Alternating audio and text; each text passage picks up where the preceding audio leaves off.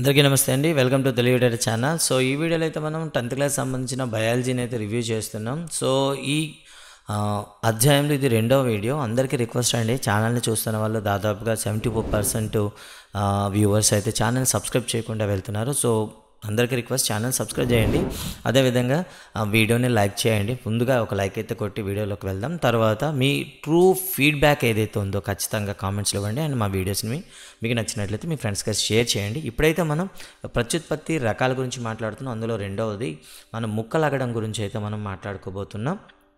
ఈ టాపిక్ పైన మనకి ఆర్ఆర్బీలో కానీ పోలీస్ కానిస్టేబుల్లో కానివ్వండి, లేదా డిఎస్సిలో కానివ్వండి, టెట్లో కానివ్వండి, లేదా గ్రూప్స్లో కానీ ఏ రకమైన ప్రశ్న అడగవచ్చు దాని గురించి కూడా చూద్దాం. సో కృత్యం 7.4 చూద్దామండి. ముదురు ఆకుపచ్చగా కనిపించే మరియు తంతియుత నిర్మాణాలను కలిగి ఉండే నీటిలోని సరస్సులేని కుంట నుండి సేకరించండి. అంటే నీటిలోకి మనం వెళ్తే ముదురు ఆకుపచ్చలో కానీ లేదా తంతు అంటే పోగులుగా ఉండేటటువంటి నిర్మాణాలు మనకు నీటిలో కనిపిస్తుంటే అలాంటి దాన్ని ఒకదాన్ని తీసుకోండి. 1 లేదా 2 తంతువులను స్లైడ్ మీద ఉంచండి. ఆ తంతువులపై ఒక చుక్క గ్లిజరిన్ వేసి కవర్ స్లిప్తో కప్పండి. సూక్ష్మదర్శిని కింద స్లైడ్ని పరిశీలించండి. మీరు దేన్ని చూస్తున్నారంటే దాన్ని స్పైరోగైరా అని పిలుస్తాము. ఈ స్పైరోగైరాలో మనం చూసినట్లయితే ఎటువంటి మార్పులు జరుగుతాయి ఒకసారి చూద్దాం. సాపేక్షంగా సరళమైన శరీర వ్యవస్థ కలిగిన బహుకణ జీవుల్లో సరళమైన ప్రత్యుత్పత్తి పద్ధతులు ఇప్పటికే పనిచేస్తాయి అని చెప్పాం. అంటే సరళమైనటువంటి శరీర నిర్మాణం కలిగినటువంటి బహుకణ జీవులు ఏవైతే ఉన్నాయో ఇప్పటికీ కూడా వాటిలో సరళమైన ప్రత్యుత్పత్తి పద్ధతులు మనకు కనిపిస్తాయి. ఉదాహరణకి స్పైరోగైరా అండి. స్పైరోగైరా పరిపక్వత చెందిన తర్వాత చిన్న చిన్న ముక్కలుగా విచ్ఛిన్నమవుతుంది. ఇక్కడ మీరైతే మనం చూడొచ్చు. ఇది కాదు, ఇమేజ్ అయితే ఇక్కడ ఇవ్వలేదు. సో ఇమేజ్ మీకు స్క్రీన్పై కనిపిస్తుంది, చూడండి ఒకసారి. అది ఏమవుతుందంటే చిన్న చిన్న ముక్కలుగా విడిపోతుంది అనమాట. ఈ ముక్కలు లేదా భాగాలు కొంత జీవులుగా పెరుగుతాయి. ఓకేనండి. సో ఇది అన్ని బహుకణ జీవులకు వర్తించదు. అవి కేవలం కణం తర్వాత కణంగా విభజన చెందవు. కారణం ఏమిటంటే మనం చూస్తున్నట్లుగా అనేక బహుకణ జీవులు కేవలం కణాలు యాదృచ్ఛిక సేకరణ కాదు. అంటే బహుకణ జీవుల్లో కణాలు ఏర్పడడం అనేది ఒక ర్యాండమ్గా జరిగే ప్రాసెస్ అయితే కాదు. ఖచ్చితంగా ఇది ఒక ప్రత్యేక కణజాలాలను రూపొందుతాయి. మరియు అంతేకాకుండా కణజాలాలు అవయవాలుగా ఏర్పడతాయి. బహుకణ జీవుల్లో చూసుకున్నట్లయితే కణజాలాలు అనేవి ఏర్పడము, ఆ కణజాల నుండి అవయవాలు ఏర్పడడం అనేది ఒక దాని ఏమంటారు ప్రీ డైరెక్టెడ్గా జరుగుతాయి అనమాట. ముందుగా నిర్దేశించిన విధంగా జరుగుతాయి అన్నమాట. తర్వాత అవి శరీరంలో నిర్దిష్ట స్థానాల్లో ఉంచబడతాయి. అటువంటి జాగ్రత్త గల వ్యవస్థీకృత పరిస్థితిలో కణం నుండి తర్వాత కణం విభజన చెందడం ఆచరణ సాధ్యం కాదు. అంటే ఏదైతే ఈ కణ విభజన జరిగి ఏ కణాలు ఎక్కడ ఉండాలి అని నిర్దేశించాయో అవి నిర్దేశించిన తర్వాత అది మరి సాధ్యం కాదు. అందువల్ల బహుకణ జీవులు మరింత సంక్లిష్టమైన ప్రత్యుత్పత్తి మార్గాలను అనుసరించవలసి అవసరం ఉంటుంది. ఫర్ ఎగ్జాంపుల్ హ్యూమన్ బీయింగ్ తీసుకుందాం, మానవుడు తీసుకుందాం. సో పిండం ఏర్పడిన తర్వాత దీని మీద 3 త్వచాలు ఏర్పడతాయి. త్వచాలు అనేవి అంతర్భాగాలుగాను, తర్వాత ముఖ్యమైన భాగాలుగాను, తర్వాత బాహ్య భాగాలుగాను నిర్దేశించబడతాయి. ఉదాహరణకు నాడీ కణాలు కపాలంలో ఉండాలి అని నిర్దేశించాయి అనుకోండి. సో అక్కడికే ఏర్పడతాయి. తర్వాత అది విభజన చెంది ఈ కాళ్ళలోనూ చేతుల్లోనూ రావాలంటే జరగదనమాట. కాబట్టి వ్యవస్థీకృత పరిస్థితిలో మాత్రమే కణ విభజన జరుగుతాయి ప్రారంభంలో. ఆ తర్వాత దాన్ని ఆచరణ సాధ్యం కాదు, ప్లేస్ మార్చడం. బహుకణ జీవులు అందుకే ఒక వ్యవస్థీకృతమైన మార్గాలను ఫాలో అవుతాయి. బహుకణ జీవులు అనుసరించే ఒక ప్రాథమిక వ్యూహం ఏమిటంటే వివిధ రకాల కణాలు వేరువేరు ప్రత్యేక విధులను నిర్వహించడం. బహుకణ జీవులు అనేవి ఎప్పుడు కూడాను వివిధ రకాల కణాలు వేరువేరు విధులు. ఉదాహరణకు మనం మానవుడిని తీసుకుందాం. నాడీ కణాలు పనిచేస్తాయి. రక్త కణాలు పని, శరీరంలో ఉండే కణాలు లేదా హృదయ కండరాలు ఉండే కణాలు. సో అవి వాటికి నిర్దేశించిన పనులు చేస్తాయి, కానీ ఒకదాన్ని ఒకటి చేయవు. ఈ సాధారణ విధానం అనుసరించే జీవుల్లో ప్రత్యుత్పత్తి కూడా ఒక నిర్దిష్ట కణం యొక్క విధిగా ఉంటుంది. అంటే శరీరంలో శ్వాస తీసుకోవడం అనేది ఊపిరితిత్తుల పని అయితే, ఆలోచించడం అనేది నాడీ కణాల పని అయితే, రక్త ప్రసరణ చేపట్టాలి అనేది రక్తంలో ఉండే కణాల యొక్క పని అయితే, అదేవిధంగా ప్రత్యుత్పత్తి చేయాలి అనేది కూడా ఒక ప్రత్యేకమైన కణాల యొక్క విధిగా ఉంటుంది. జీవులు అనేక రకాలను కలిగి ఉంటుంది కదా. అలాగే ఒకే రక కణం నుండి ప్రత్యుత్పత్తి ఎలా సాధించాలి? దీనికి సమాధానం ఏమిటంటే అనుకూల పరిస్థితిలో జీవికి ఒక రకమైనటువంటి కణం పెరగడం, విస్తరించడం మరియు ఇతర కణాలను తయారు చేయడం గల సామర్థ్యం కలిగి ఉంటుంది. అంటే ప్రతి కణం కూడాను తనకు అనుకూల పరిస్థితులు ఉండేటప్పుడు అది పెరుగుతుంది, తన జీవక్రియలు నిర్వహిస్తుంది. అననుకూల పరిస్థితులు వచ్చాయనుకోండి కొన్ని ప్రత్యేక సార్లు ఏమవుతుంది, ఆ జీవి కొత్త తరాలకు అవకాశం ఇస్తూ తన జీవితాన్ని ముగించే సందర్భాలు కూడా ఉంటాయి. అలాగే ఎక్కడైతే సరే కణం ఏ విధంగా అనుకూల పరిస్థితుల్లో పెరుగుతుందో, పెద్దదవుతుందో, విస్తరిస్తుంది, అన్నీ చేస్తుంది. అందులో భాగంగానే కొత్త కణాలను కూడా ఉత్పత్తి చేయగలుగుతుంది. ఇది కూడా తన యొక్క జీవక్రియలో ఒక భాగం అన్నమాట. ఇక పునరుత్పత్తి గురించి మాట్లాడదాం. సో ముక్కలవ్వడం గురించి చూసాం కదా, మీరు స్పైరోగైరాలో చూస్తాము. ఇక పునరుత్పత్తి గురించి వచ్చేటప్పుడు, పునరుత్పత్తి అంటే ఏమిటి? శరీరంలో ఏర్పడిన ఒక భాగం నుండి పూర్తి మళ్ళీ కొత్త జీవి రావడం. పూర్తి విభేదనం చెందిన అనేక జీవులు తమ శరీర భాగాల నుండి కొత్త జీవులను ఉత్పత్తి చేసే సామర్థ్యాన్ని మనం పునరుత్పత్తి అంటామన్నమాట. జీవి ఏదో విధంగా కత్తిరించినా లేదా ముక్కలుగా విడిపోయినా ఆ ముక్కలు చాలా వరకు కొత్త జీవులుగా పెరుగుతాయి. ఉదాహరణకు సరళ జంతువులైనటువంటి హైడ్రా, ప్లనేరియా ఎన్ని ముక్కలుగా కత్తిరించవచ్చు. ప్రతి ముక్క సంపూర్ణ జీవిగా పెరుగుతుంది. దీన్నే పునరుత్పత్తి అంటారు. హైడ్రా కానీ ప్లనేరియా తీసుకొని మీరు ఎన్ని రకాల భాగాలు చేసినా కూడా దాని నుండి కొత్త జీవి అయితే వచ్చేస్తుంది అనమాట. సో ఇది మన డైలీ లైఫ్లో మన చుట్టుపక్కల కూడా చూస్తాం. ఉదాహరణకు లిజార్డ్, బల్లి చూసామనుకోండి. బల్లి ఏం చేస్తుంది, తన తోకను వదిలేస్తుంది, మళ్ళీ ఆ తోక నుండి కొత్త తోక, పోయిన భాగం నుండి కొత్త భాగంగా మళ్ళీ కొత్త తోకను సృష్టించగలుగుతుంది. ఇక రెండోది మొగస్కలెస్ అంటాం, అంటే వానపాము తీసుకుందాం. వానపాము కూడాను శరీరంలో ఒక భాగాన్ని విడిచిపెట్టినా మళ్ళీ ఆ పోయిన భాగాన్ని మళ్ళీ ఉత్పత్తి చేసుకోగలుగుతుంది అనమాట. ఇలా ఇది పరిమితం ఇక్కడ. కానీ కొన్ని జీవులు ఏమవుతాయంటే దాన్ని శరీరాన్ని ఎన్ని ముక్కలు చేస్తే అన్ని ముక్కల నుండి కూడా కొత్త జీవి వచ్చేస్తుంది. దీన్నే మనం పునరుత్పత్తి అంటాం. పునరుత్పత్తి ప్రత్యేక కణాల ద్వారా జరుగుతుంది. ఈ కణాలు వృద్ధి చెంది పెద్ద సంఖ్యలో కణాలు తయారు చేస్తాయి. ఈ కణాల గుంపు నుండి విభిన్న కణాలు మార్పు చెంది రకరకాల కణాలు, కణజాలాలు వృద్ధి చెందుతాయి. చూసారు కదా, పునరుత్పత్తిలో ఏం జరుగుతుంది అంటే శరీర కణాలు అనేవి విచ్ఛిన్నం అయిన తర్వాత ఆ కణాల నుండి పెద్ద సంఖ్యలో కణాలు ఉత్పత్తి చేసేస్తాయి. అలాగే వాటికి కణం అంటే శరీరంలో కోల్పోయిన భాగాలు, కోల్పోయిన అవయవాలుగా ఆ కణాలు అనేవి మార్పు చెందుతాయి. అలాగే పూర్తి జీవిగా అభివృద్ధి చెంది పూర్తిగా కృత్యాలు చేపడతాయి అన్నమాట. ఈ మార్పుల అభివృద్ధి ఓకేనా అని పిలువబడే ఒక వ్యవస్థీకృతమైన క్రమంలో జరుగుతుంది. అభివృద్ధి అని పిలువబడే ఒక వ్యవస్థీకృత క్రమంలో జరుగుతుంది. ఏదైనా పునరుత్పత్తి ప్రక్రియలో పునరుత్పత్తి ప్రత్యుత్పత్తితో సమానం కాదు. గుర్తుపెట్టుకోండి, పునరుత్పత్తి అనేది ప్రత్యుత్పత్తితో సమానం కాదు. ప్రత్యుత్పత్తిలో కొత్త జీవి అనేది ఒక కణం నుండి ఉత్పత్తి అవుతుంది. అది రెండు ఒకటి కాదు. ఎందుకంటే చాలా జీవులు ప్రత్యుత్పత్తి చేయడానికి సాధారణంగా ఛాదనాలపైన ఆధారపడవు. ప్రత్యుత్పత్తి చేయాలంటే శరీరాన్ని ఖండితాలుగా చేయాల్సిన అవసరం అయితే లేదనమాట. ఓకేనా, గుర్తుపెట్టుకోండి. ఇక్కడ వచ్చే ప్రశ్న ఒకటి, దీన్ని ఏమన్నా పునరుత్పత్తి అంటాం. పునరుత్పత్తి చూపించేవి రెండు, హైడ్రా, ప్లనేరియా. అలాగే ముక్కలవడం స్పైరోగైరా. ఇక తర్వాత మొగ్గ తొడగడం అండి. ఇక మొగ్గ తొడగడం చూస్తే హైడ్రా వంటి జీవులు మొగ్గ తొడిగే ప్రక్రియలో ప్రత్యుత్పత్తి కొరకు పునరుత్పత్తి కణాలను ఉపయోగిస్తాయి. హైడ్రాలో ఏం జరుగుతుంది, ఒక నిర్దిష్ట ప్రదేశం వద్ద తరచుగా కణ విభజన చెంది ఒక మొగ్గ ఏర్పడి బాహ్య పెరుగుదలగా అభివృద్ధి చెందుతుంది. ఈ మొగ్గలు చిన్న జీవులుగా అభివృద్ధి చెంది పూర్తిగా పరిపక్వత చెందినప్పుడు తల్లి జీవి నుండి విడిపోయి స్వతంత్ర జీవనం కొనసాగిస్తాయి. అంటే అవి మొగ్గ నుండి పూర్తిగా ఏర్పడి ఆ తర్వాత కాలంలో పూర్తిగా జీవిగా విడిపోవడం, తల్లితో పాటు పెరగడం జరుగుతుంది. ఇక్కడ చూడొచ్చు మీరు. ఓకే, హైడ్రా మనం చూద్దాం. హైడ్రాకి మనకి వేళ్ళ వంటి నిర్మాణం ఉంటుంది. వీటిని టెంటికల్స్ అంటారు. సో శరీరం నుండి ఒక చిన్న అంటే ఇక్కడ సంవిభజన కంటిన్యూ జరగడం వల్ల దాని నుండి ఒక కొత్త జీవి వచ్చింది. కొత్త జీవి వచ్చిన తర్వాత ఏమవుతుంది, అది పూర్తిగా విడిపోతుంది అనమాట. విడిపోయి ఒక కొత్త హైడ్రాగా ఇది తయారవుతుంది. ఇక తర్వాత శాఖీయ వ్యాప్తి అంటే ఏమిటి, అనేక మొక్కల్లో దీని గురించి మనం చర్చిస్తాం. సో మొక్కల్లో మనకి ఈ శాఖీయ వ్యాప్తి జరుగుతుంది. అంటే అనేక మొక్కల్లో వేరు, కాండము, ఆకులు వంటి భాగాలు అనుకూల పరిస్థితుల్లో కొత్త మొక్కలుగా అభివృద్ధి చెందుతాయి.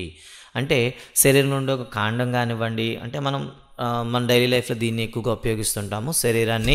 శరీరంలో కాండం కానీ, ఆకులు కానీ, అలాగే వేర్లు కానీ మనం తొలగించి వేరే ప్రాంతంలో కట్ చేసి మనం పెట్టుకుంటాం. దాని నుండి ఏమవుతుంది, మళ్ళీ అక్కడ అనుకూల పరిస్థితులు అంటే అనుకూలమైనటువంటి నీరు, ఎరువులు ఇచ్చేటప్పుడు దాని నుండి కొత్త మొక్క వస్తుంది. దీన్నే మనం శాఖీయ వ్యాప్తి అంటాము.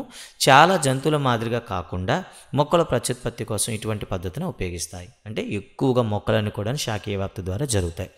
వ్యవసాయ అంటే చూడండి, అన్నీ కాదు, కొన్ని మాత్రమే. వ్యవసాయం అవసరం కోసం చెరకు, గులాబీ లేదా ద్రాక్ష వంటి అనేక మొక్కలు పెంచడానికి అంటు తొక్కడం లేదా అంటు కట్టడం వంటి పద్ధతులను ఉపయోగిస్తారు. గుర్తుపెట్టుకోండి ఇక్కడ చూడండి, అంటు తొక్కడం, అంటు కట్టడం. సో చూసారా, చెరకు, గులాబీ, ద్రాక్ష అని ఇచ్చాడు. మరి వాటిని మనం చూసుకోవాలి మీరు. తర్వాత శాఖీయ ప్రత్యుత్పత్తి ద్వారా పెంచే మొక్కలు విత్తనాల నుండి ఉత్పత్తి అయ్యే మొక్కల కంటే ముందుగా పువ్వులు పండ్లను ఇవ్వగలవు. గుర్తుపెట్టుకోండి, ఇక్కడ శాఖీయ వ్యాప్తి ద్వారా వచ్చే మొక్క అనేది విత్తనం నుండి వచ్చే మొక్క కన్నా వేగంగా పక్వానికి వస్తుంది, అంటే పెరుగుదల అవుతుంది అని చెప్పడం జరిగింది. ఎందుకంటే విత్తనాలను ఉత్పత్తి చేసే మొక్క అనేది ఆ విత్తనం నుండి మొక్క రావాలి, మొక్క నుండి మళ్ళీ పెరుగుదల అవ్వాలి, అదంతా కూడా ఎక్కువ టైం తీసుకుంటుంది. అదే శాఖీయ వ్యాప్తి తీసుకున్నాం, ఒక గులాబీ అంటూ మనం పెట్టామనుకుందాం, ఏమవుతుంది, వెంటనే దాని నుండి చిగురు రావడం, అంటే ఆల్మోస్ట్ ఆల్ ఉన్న నిర్మాణంతో కొనసాగుతుంది కాబట్టి తొందరగా రావడం జరుగుతుంది. విత్తనాలు ఉత్పత్తి చేసే సామర్థ్యం కోల్పోయిన అరటి, నారింజ, గులాబీ, మల్లె వంటి మొక్కల వ్యాప్తి కూడా ఇలాంటి పద్ధతుల ద్వారా సాధ్యమవుతుంది. ఓకేనా. సో కాబట్టి విత్తనాలు ఉత్పత్తి చేసే సామర్థ్యం వీటికి లేదు, వీటి నుండి మాత్రం ఖచ్చితంగా మనం ఈ శాఖీయ వ్యాప్తిని మనం ఉపయోగిస్తాం అనమాట.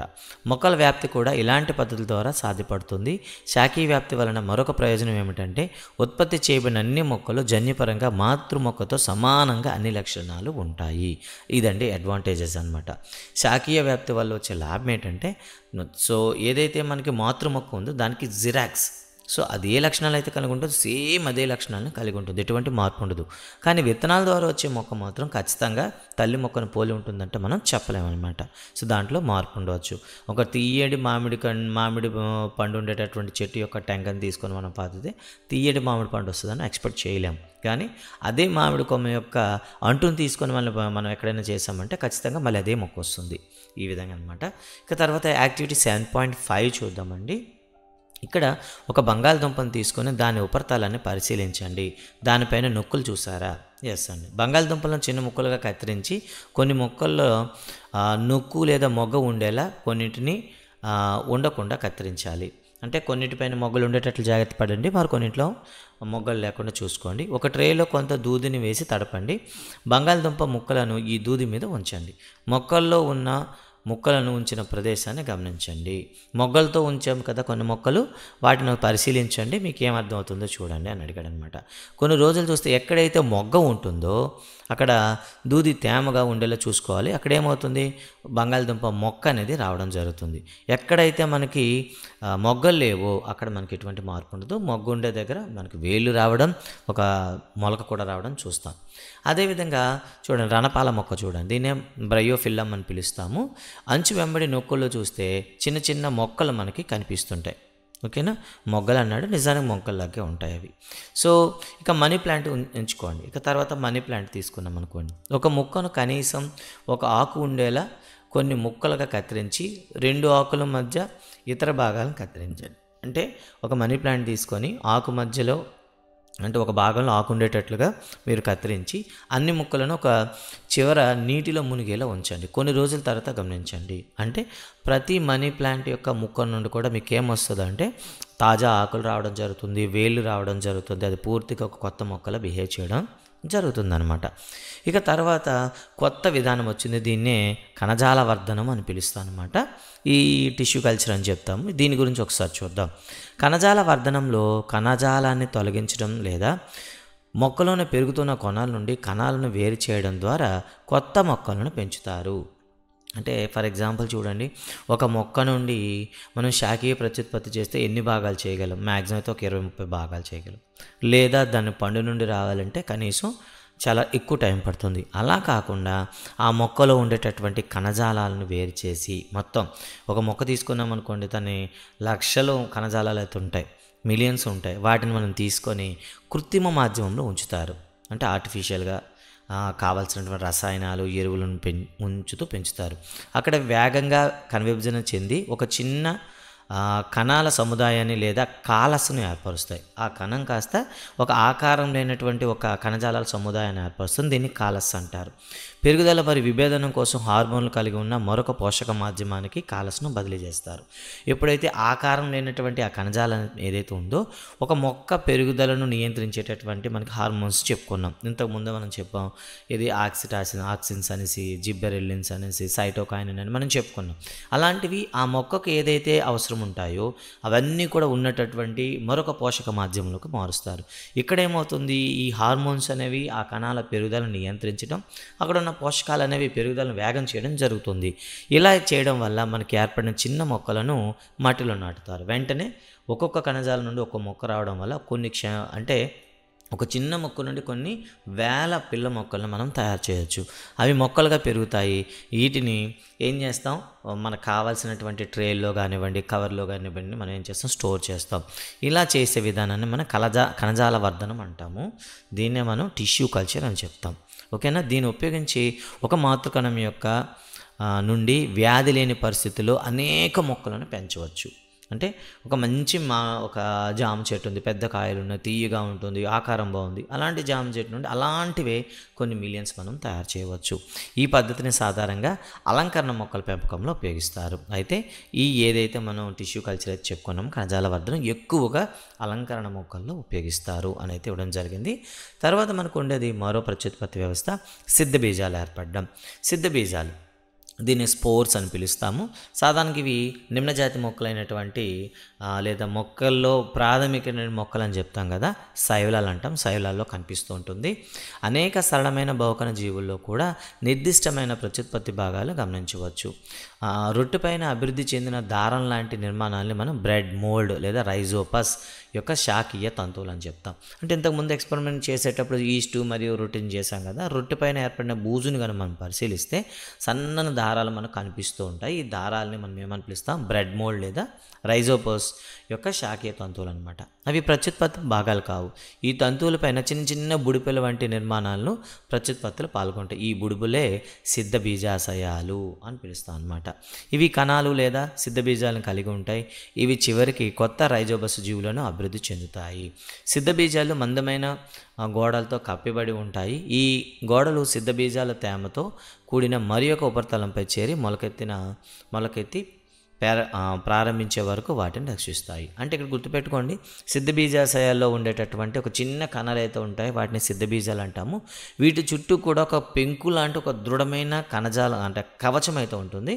ఇవి బాహ్య వాతావరణంలో ఉండేటప్పుడు అవి దాని కవచంలో ఉంటాయి. ఎప్పుడైతే తమకు అనుకూలమైన పరిస్థితుల్లో, ఉదాహరణకి ఇంతకు ముందు చెప్పాం కదా, తడిగా ఉండే రొట్టె కాబట్టి అనుకూలమైన ప్రదేశం, అలాంటి ప్రదేశాల్లో వచ్చేటప్పుడు ఆ కవచం అనేది నెమ్మదిగా తొలగించబడి దాని నుండి సిద్ధ బీజం అనేది ఆ ఉపరితలం మీద పడి దాని నుండి మళ్ళీ కొత్త శైవలం రావడం అయితే జరుగుతుందన్నమాట. శిలీంధ్రాలు అయితే రావడం జరుగుతుంది. ఇప్పటి వరకు మనం చర్చించిన ఈ సిద్ధ బీజాలు రావడం జరుగుతుంది. ఇప్పటి వరకు మనం చర్చించిన అన్ని రకాల ప్రత్యుత్పత్తి విధానాలు అనేక కొత్త తరాలకు ఒకే జీవి నుండి ఉత్పన్నం అవడం వీలు కల్పిస్తుంది. దీనినే అలైంగిక ప్రత్యుత్పత్తి అంటారు. ఓకేనా. అలైంగిక ప్రత్యుత్పత్తి అంటే ఏంటి? ఎటువంటి రెండు జీవుల అవసరం లేకుండా లేదా ఒక జీవి నుండి మాత్రమే పూర్తిగా కొత్త జీవి వస్తే దాన్ని అలైంగిక ప్రత్యుత్పత్తి అంటారు. ఇప్పటి వరకు మనం అలైంగిక ప్రత్యుత్పత్తిలో జరిగేటటువంటి వివిధ మార్పుల గురించి మనం చదివాం. ఇక ప్రశ్నల గురించి చూద్దామండి.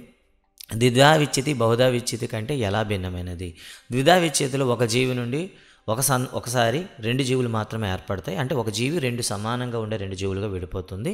బహుధా విచ్ఛితి అంటే ఏమిటి? ఒక జీవి నుండి ఒకేసారి అనేకమైనటువంటి పిల్ల జీవులు విడిపోవడాన్ని దాన్ని బహుధా విచ్ఛితి అంటారు. సిద్ధ బీజాల ద్వారా ప్రత్యుత్పత్తి జరిగే జీవికి అది ఎలా ప్రయోజనకరంగా ఉంటుంది? సిద్ధ బీజాల ద్వారా ప్రత్యుత్పత్తి జరిపే జీవిలో ఇది తన అనుకూల పరిస్థితిలో ఉండేంత వరకు సిద్ధ బీజాలను ఏం చేస్తుంది? తనను సంరక్షించుకోగలుగుతుంది. అంతేకాకుండా అనుకూల పరిస్థితిలో దాని నుండి కొన్ని అధికమైన సంఖ్యలో కొత్త జీవులను ఉత్పత్తి చేయగలుగుతుంది. ఎక్కువ సంక్లిష్ట జీవులు పునరుత్పత్తి ద్వారా కొత్త జీవులను ఇవ్వలేకపోవడానికి కారణాలను ఆలోచించగలరా? కొత్త జీవులను చూడండి, ఎక్కువ సంక్లిష్ట జీవులు అనేసరికి సంక్లిష్టమైనటువంటి నిర్మాణం కలిగినటువంటి జీవులు పునరుత్పత్తి చేయలేవు. ఎందుకంటే ఆ ప్రత్యుత్పత్తి చేయడానికి ప్రత్యేకమైనటువంటి కణజాలం ఉంటుంది. అలాంటప్పుడు శరీరంలో శాఖీయ కణాల నుండి కొత్త జీవి రావడం సాధ్యం కాదు. కాబట్టి ఖచ్చితంగా ఏదైతే ప్రత్యుత్పత్తి కణాలు ఉన్నాయో వాటి సహకారంతో మాత్రమే అది ప్రత్యుత్పత్తి చేయగలుగుతుంది. కాబట్టి అక్కడ పునరుత్పత్తి అనేది వర్కౌట్ అవ్వదు. కొన్ని రకాల మొక్కలు పెంచడానికి శాఖీయ వ్యాప్తిని ఎందుకు అనుసరిస్తాము? సో కొన్ని మొక్కలు అనేవి విత్తనాల నుండి మొక్కలను ఏర్పరిచే సామర్థ్యాన్ని కోల్పోయి ఉంటాయి. ఇంకా రెండోది, ఏదైతే మాతృ మొక్క ఉందో సేమ్ అదే విధంగా ఉండేటటువంటి మళ్ళీ కొత్త జనక మొక్క కావాల్సి వచ్చినప్పుడు ఖచ్చితంగా మనం ఏం చేస్తాం, శాఖీయ ప్రత్యుత్పత్తిని ఉపయోగిస్తాం. ప్రత్యుత్పత్తి ప్రక్రియలో చూడండి, ఇది ఆర్ఎన్ఏ నకల తయారీ ప్రక్రియ ఎందుకు అవసరమైన భాగంగా మారింది? ఎందుకంటే సేమ్ మాతృ లక్షణాలు కలిగినటువంటి తర్వాత ఏర్పడే కణాలను తయారు చేయడంలోనూ వాటిని నియంత్రించడంలోనూ ఆర్ఎన్ఏ యొక్క ప్రాముఖ్యత ఎక్కువ ఉంటుంది. కాబట్టి ఆర్ఎన్ఏ నకలు అనేది ఖచ్చితంగా డిఎన్ఏ నకలు అనేది ఖచ్చితంగా జరగాల్సి ఉంటుందన్నమాట. ఇదండి ఈ వీడియోలో. ఇక తర్వాత నెక్స్ట్ వీడియోలో మనం లైంగిక ప్రత్యుత్పత్తి ఎలా జరుగుతుంది, మానవులు ఎలా జరుగుతుంది అనేది చర్చించుకుందాం. ఇప్పటివరకు చూసినందుకు అందరికీ ధన్యవాదాలు. ఈ వీడియో పైన మీ కామెంట్స్ కానీ సలహాలు ఇవ్వండి. ముఖ్యంగా అయితే లైక్ చేయండి, మీ ఫ్రెండ్స్ అందరికీ షేర్ చేస్తాను. Thank you very much.